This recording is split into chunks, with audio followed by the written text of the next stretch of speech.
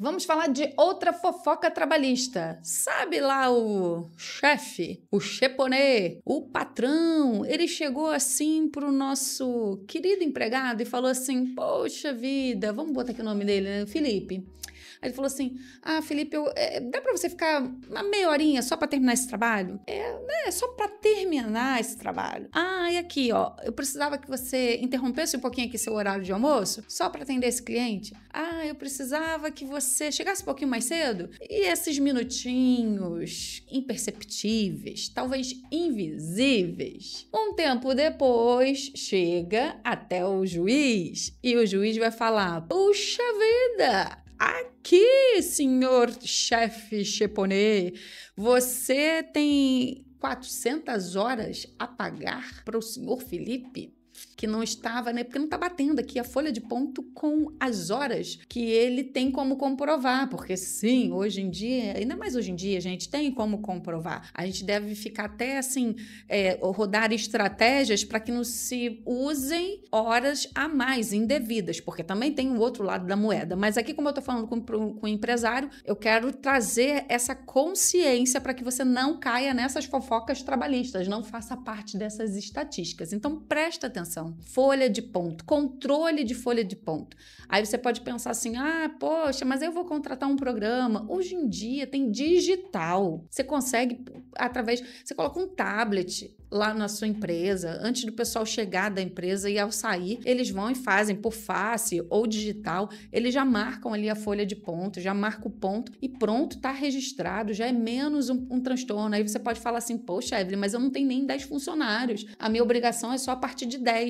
Mas você entende que se você não tiver controle, se você não tiver organização, isso pode te levar a sérios prejuízos futuros? Então, por favor, ouça minha voz e você tenha, assim, já planeje antes. Lembra que a gente sempre fala aqui que o custo do cuidado, ele é muito menor que o custo do reparo? Aí você pode me falar: mas aí eu vou ter que agora ficar pagando o sistema. É melhor pagar sistema ou você pagar horas extras indevidas? Agora, se a hora extra ela for devida, se foi você que solicitou, meu querido, é no mínimo 50% a mais se você não faz uso do banco de horas. Peraí, será que eu atropelei? Falei muita coisa em cima? Vamos falar da hora extra primeiro. Você tem que olhar também a CCT, a Convenção Coletiva de Trabalho, para saber se a categoria dos seus empregados, né, qual o sindicato que eles pertencem, se a hora extra é maior do que 50%. Alguns casos, 75%, enfim, você vai ter que olhar lá e calcular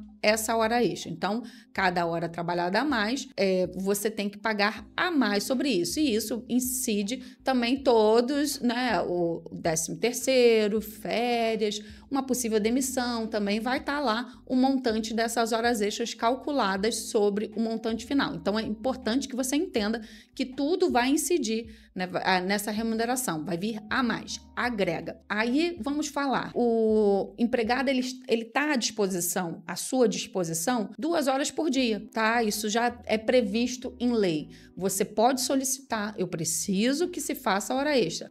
Mas daí tem que ser avisado? Não precisa ser avisado. Se for uma emergência da empresa, olha, a gente, né, teve aqui essa demanda, então eu preciso que você fique. O empregado, ele tem que ficar porque é lei, tá? Você tem esse direito como empresário, pedir para que ele fique até 2 horas do seu expediente normal. Porém, você tem que pagar essas 2 horas. Não é justo você: vou pedir para ele ficar 2 horas, mas vai ficar por isso mesmo. Não é camaradagem. Você tem que pagar por isso. Nossa, mas aí vai ficar muito caro, Evelyn, pagar a hora extra. Beleza. Veja com seu sindicato, na própria Convenção Coletiva de Trabalho, veja se é possível fazer banco de horas. O banco de horas, ele é justo, até porque ele faz 1 hora por 1 hora. Então, se aquele empregado, se ele ficou, no nosso caso aqui, né, o Felipe, né, se ele ficou 1 hora a mais, ele vai poder, ele fica ali no banco de horas, como se fosse um débito e crédito mesmo, sabe? Como se ele tivesse direito. Então, ele tem direito ao quê? A gozar 1 hora em outro momento, acordado por vocês. Também não é a hora que Felipe quiser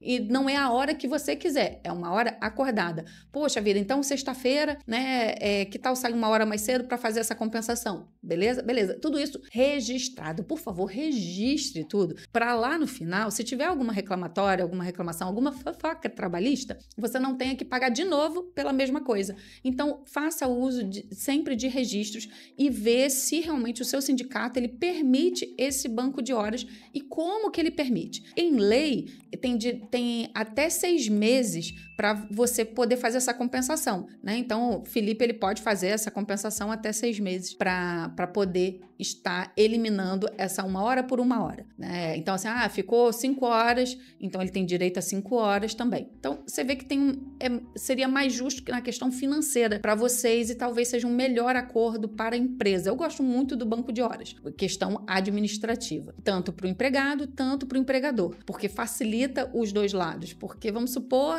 que o empregado ele tenha algum dia especial, alguma coisa que ele queira sair mais cedo ou chegar mais tarde, ali acordado com o seu trabalhador, ele consegue fazer essa flexibilidade compensando o seu banco de horas. Então, isso traz mais liberdade. Dependendo da sua cultura instalada na sua empresa, isso rola muito facilmente. O que ajuda também muito é você ter um manual de conduta, onde o empregado ele sabe exatamente como aquela empresa funciona. Ele pode ser por escrito, né? Pode ser em PDF, enfim. Também pode ser uma gravação de vídeo, que você pode colocar ali um manual de conduta, o que a empresa acredita, qual é a forma que vocês trabalham com hora extra ou banco de horas, né? Conforme a lei, tal. Vocês podem fazer isso. Tem dúvida de como fazer o seu manual de conduta para a sua empresa? Você quer desenhar um cargo, você quer ver como tudo que você vai ter que ajustar, o quanto que custa o empregado, quais são os direitos dele, antes mesmo até de contratar, que isso é importante demais, quais são os deveres.